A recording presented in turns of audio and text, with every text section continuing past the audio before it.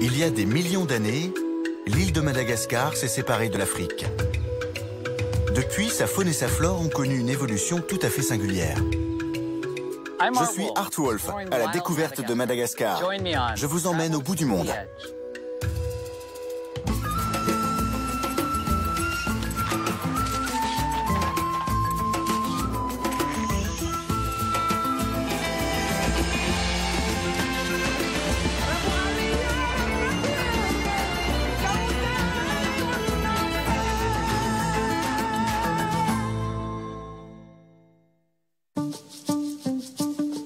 Au large des côtes sud-est de l'Afrique, Madagascar est la 4e plus grande île au monde.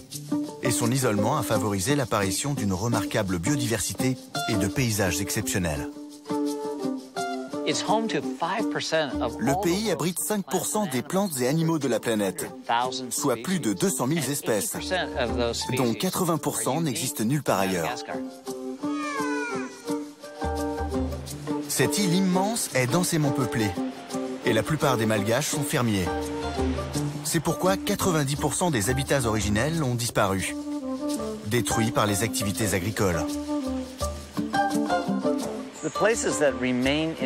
Les zones encore intactes le sont restées uniquement en raison de leur difficulté d'accès. Si ces habitats existent encore, c'est parce qu'ils sont loin de tout et que le terrain est accidenté.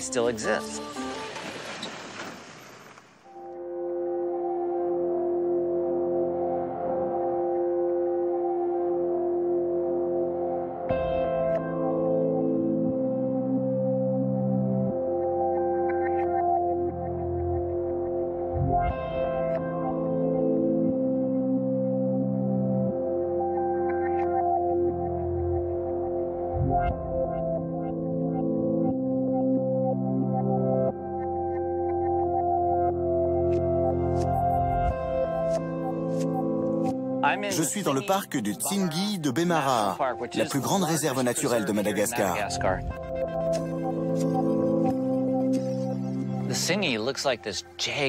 Le Tsingy est une véritable forêt d'aiguilles et de pics rocheux hérissés vers le ciel.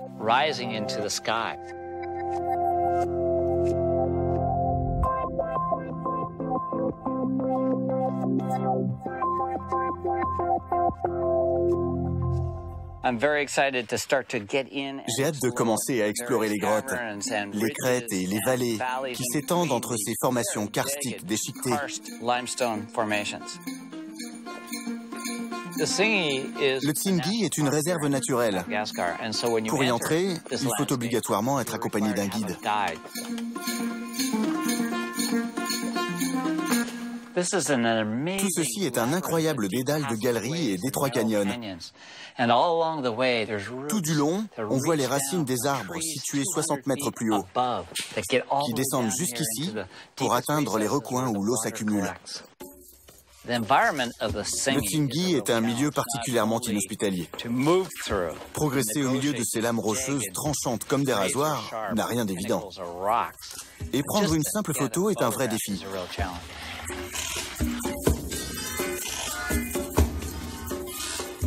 C'est épuisant, car le terrain est tout en montée et en descente, et très rarement plat.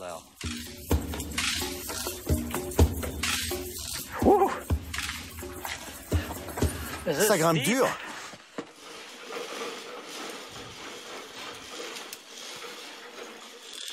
Je traverse un gouffre de 60 mètres de haut, au-dessus de pics rocheux acérés.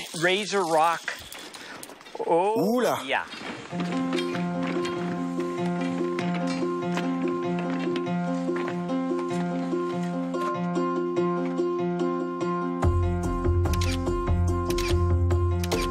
Ce que j'essaie de faire devant un paysage comme celui-ci, c'est souligner son aspect le plus frappant. Et là, c'est la texture de la roche.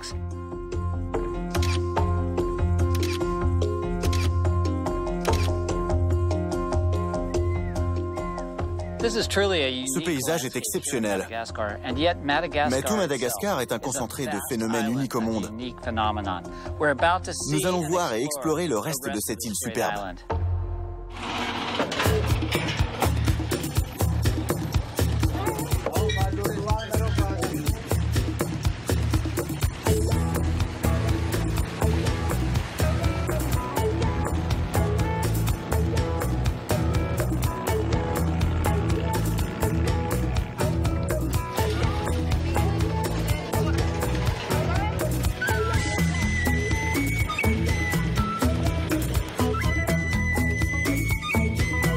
rejoignons une réserve isolée. L'une des rares poches de forêt primaire à avoir survécu dans ce pays écologiquement fragile. La richesse biologique de l'île a fait de celle-ci la priorité numéro 1 de nombreux organismes de protection de la nature. Je suis en compagnie de Russ Mittermeier, éminent défenseur de l'environnement et primatologue. Vous menez des projets dans le monde entier. Qu'y a-t-il de si spécial ici? Madagascar, par sa biodiversité, est le pays des superlatifs. Pour ceux qui travaillent dans ce qu'on appelle les points chauds de biodiversité, c'est le site le plus important de la planète. Un lieu stupéfiant, séparé de l'Afrique depuis 160 millions d'années, et de l'Inde à laquelle il était aussi attaché depuis 80 ou 90 millions d'années. Pendant toute cette période, l'évolution a suivi son cours isolément du reste du monde. On trouve donc une grande variété d'animaux uniques. Et le degré d'endémisme est sans équivalent sur Terre. Ce qui m'a attiré ici au départ, ce sont les lémuriens, des primates qui sont 100% endémiques à Madagascar. À ma dernière visite, je les ai trouvés très doux, très polis si on peut dire. C'est vrai qu'ils ne sont pas très agressifs.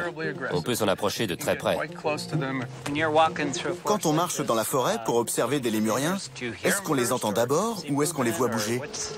Je dirais que 70 à 80% du temps, on les entend d'abord.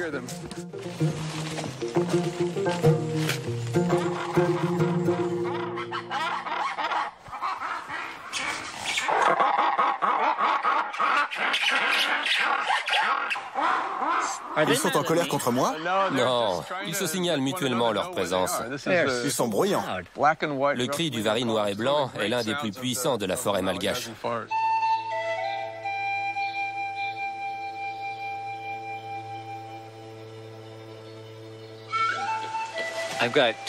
Il y a deux varis blottis sur une branche en haut de la canopée.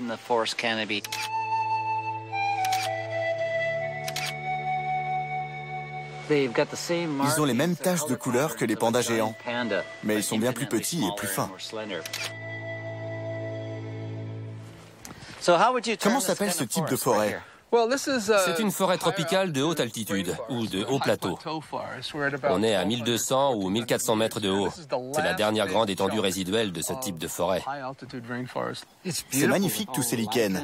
Oui, très beau. Et c'est un habitat unique.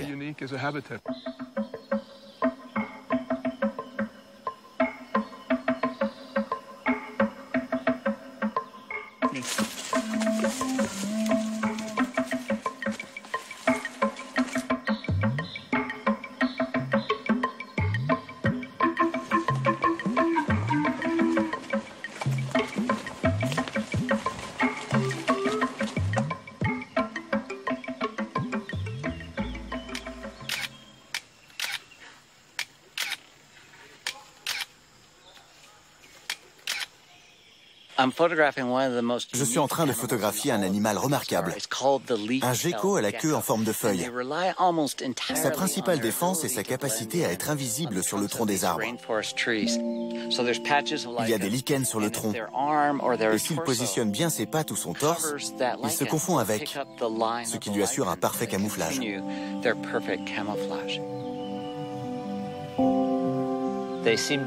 Ils semblent se dissoudre dans ce splendide environnement.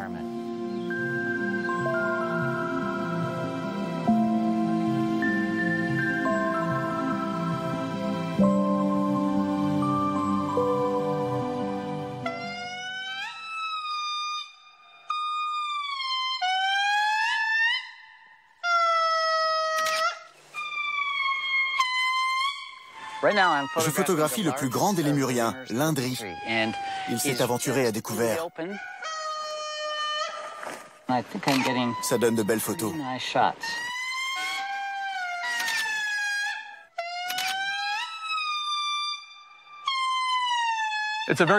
C'est une chance de pouvoir observer des Indris. parce qu'on n'a jamais réussi à les faire vivre en captivité. Pour en voir, il faut venir à Madagascar. Leur cri est très beau. Oui, fabuleux. On compte plus de 60 groupes, et ça, c'est leur cri territorial. Ici, c'est chez nous. N'entrez pas, sinon on va se battre. Chaque groupe délimite ainsi son territoire. L'Indri est le plus grand des lémuriens. Il pèse environ 9 kilos et mesure 1 mètre de haut. C'est un animal fantastique. Il a de drôles d'oreilles. Et de drôles d'yeux. Il a l'air de débarquer d'un vaisseau spatial.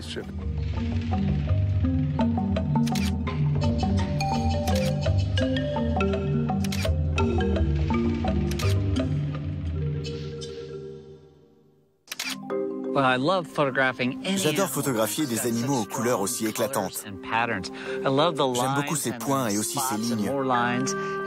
Vers sa tête, elles prennent des teintes vertes et rouges. C'est un de mes caméléons préférés, sinon le préféré. Furcifère campani. Il me fait penser aux peintures pointillistes aborigènes. C'est fabuleux. Si stupéfiant qu'il soit, il n'est que l'une des multiples espèces de caméléons qu'on trouve ici. Plus de 60 espèces, soit plus que dans tout autre pays. C'est un autre de ces groupes emblématiques, comme les lémuriens, qui font la singularité de Madagascar. J'adore photographier des caméléons. Ils sont tellement bizarres. On dirait qu'ils sont formés de petits bouts provenant de toutes sortes d'autres animaux. L'un des éléments les plus frappants, ce sont leurs yeux qui bougent indépendamment. Ça leur donne un air vraiment comique.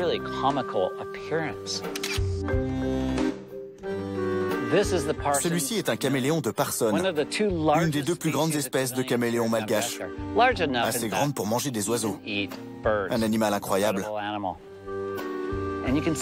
Vous voyez comme il se déplace lentement. C'est une stratégie qui lui permet d'attraper ses proies, mais aussi d'échapper aux prédateurs, comme les rapaces et autres animaux susceptibles de le prendre pour cible.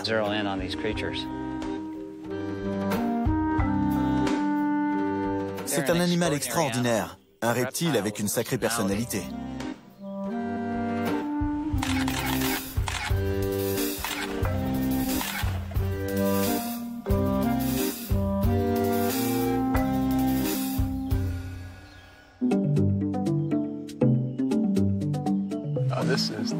Voici le plus beau lémurien de tous, le Sifaka à diadème, le lémurien le plus grand après l'Indri.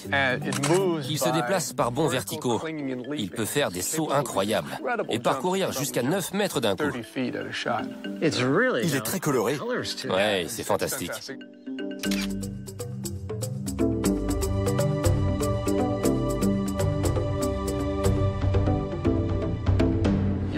Cette forêt humide semble s'étendre indéfiniment. Elle est grande? Ce n'est qu'un minuscule fragment de l'île. Cette réserve et le parc national adjacent ne font qu'un peu plus de 10 000 hectares. Madagascar a déjà perdu 90% de sa végétation d'origine. Et seulement 3% du pays sont protégés. L'immense défi qui se pose est de préserver ce qui reste de la forêt, car elle concentre une étonnante biodiversité. Nous avons un aperçu de la déforestation en traversant une zone récemment abattue et brûlée pour l'agriculture.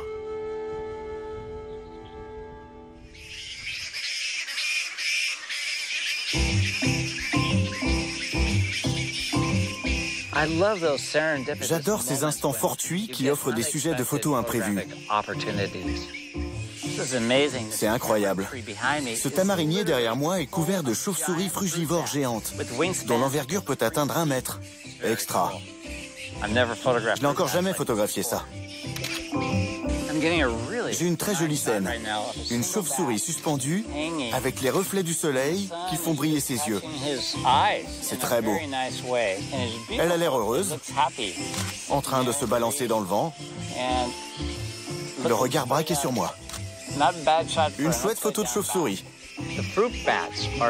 Ces chauves-souris sont aussi appelées renards volants. Et elles ressemblent effectivement à des renards dotés de grandes ailes.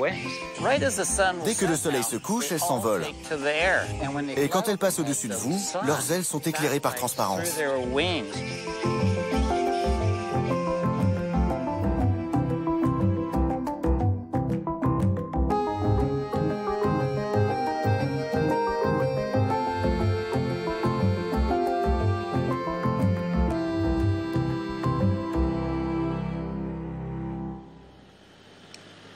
La diversité des paysages malgaches nous saute aux yeux quand nous entrons dans le bush épineux.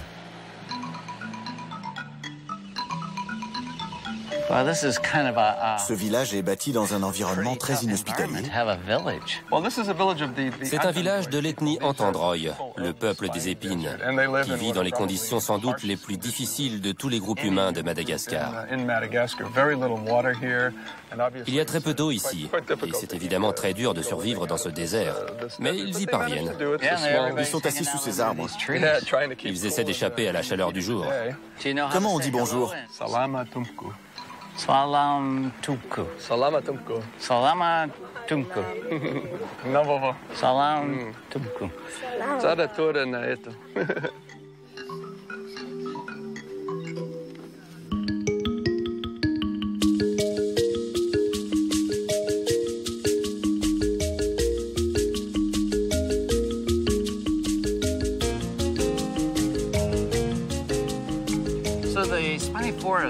Le bush épineux ne s'étend que dans la partie sud et ouest de Madagascar.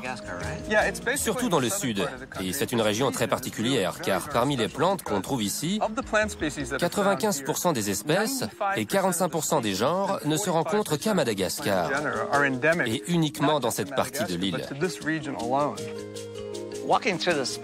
Marcher ici est un plaisir, car les plantes et les arbres me sont presque tous inconnus.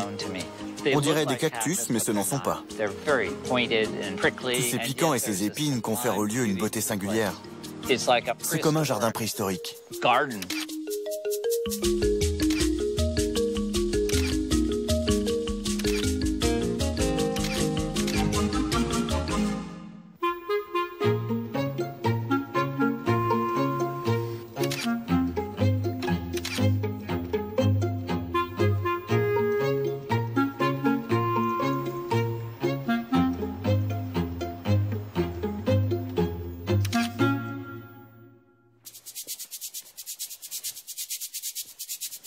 En chemin, nous tombons sur une scène étonnante. Deux groupes de Sifaka en pleine dispute territoriale. Génial, une bagarre entre deux groupes. Ce Sifaka vient de marquer l'arbre de son odeur, et les autres font pareil. Ils bondissent les uns vers les autres. Regardez, regardez, juste à la frontière entre leurs deux territoires. C'est formidable, je pensais pas qu'on verrait ça. Ils sont d'une vivacité. Je suis très bien placé, en plein sur la ligne de démarcation entre les deux troupes. Elles utilisent cet arbre juste ici pour faire des allers-retours. Regardez, celui-ci fouette l'air de sa queue.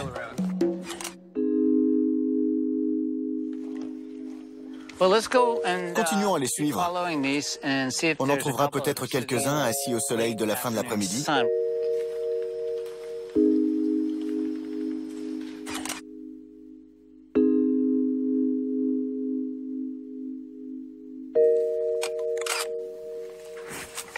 Il y a une très belle scène ici. On est en fin de journée, le soleil s'est couché, tout est à l'ombre. Et ces Sifaka, après avoir remué toute la journée, ressemblent maintenant à des peluches dont les batteries sont à plat.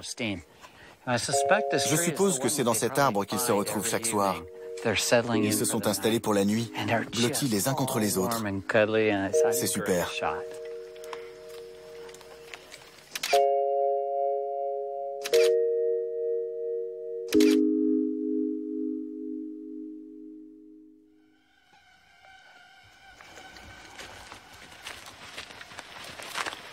La moitié des lémuriens étant des animaux nocturnes, il faut sortir la nuit pour les voir. C'est l'heure idéale pour voir des microcèbes et des lépilémures. Ils devraient être sortis par cette agréable soirée. On les repère à leurs yeux. Oui. Ils ont une couche réfléchissante derrière la rétine qui les fait briller comme des morceaux de charbon incandescent. Tenez, en voilà un. Déjà, c'est un microcèbe gris-roux. Qu'il est mignon. Ses yeux sont énormes pour un mammifère de cette taille. C'est l'un des plus petits primates du monde. Il ressemble à une souris, mais quand on voit ses mains, ce sont celles d'un primate.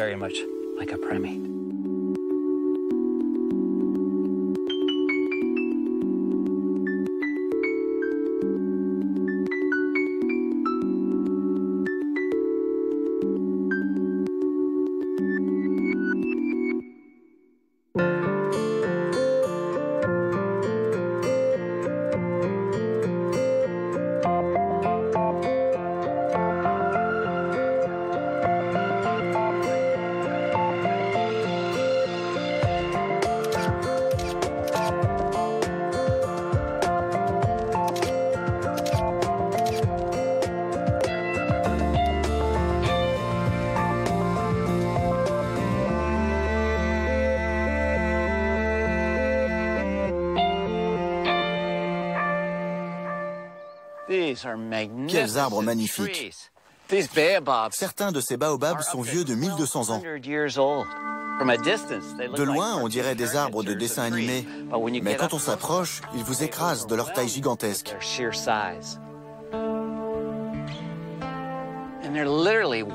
Ce sont de vrais réservoirs qui retiennent l'eau pour survivre pendant la longue saison sèche. Ils font d'excellents sujets de photos. Ils semblent pousser à l'envers, les racines dressées vers le ciel. Les gens sont attirés par les formes simples, et il est difficile de faire plus simple que les baobabs. On dirait presque des dessins d'enfants.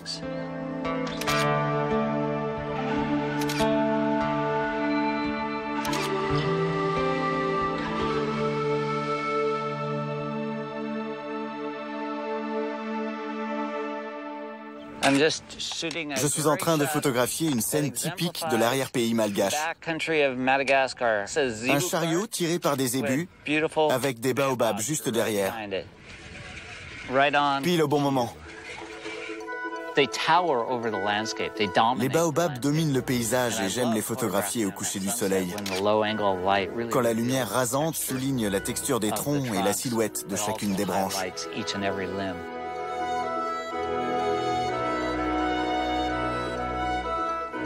Même un bref séjour dans cet endroit spectaculaire révèle un foisonnement de plantes, d'animaux et de paysages à nul autre pareil. Quand on sait que ce patrimoine naturel n'est plus qu'une fraction de ce qu'il était jadis, on comprend combien cette île est précieuse. La flore et la faune malgache ont suivi leur propre parcours évolutif à travers le temps. Aujourd'hui, cette île merveilleuse recèle une biodiversité parmi les plus riches, mais aussi les plus menacées au monde. Je m'appelle Art Wolf. À bientôt pour un nouveau voyage au bout du monde.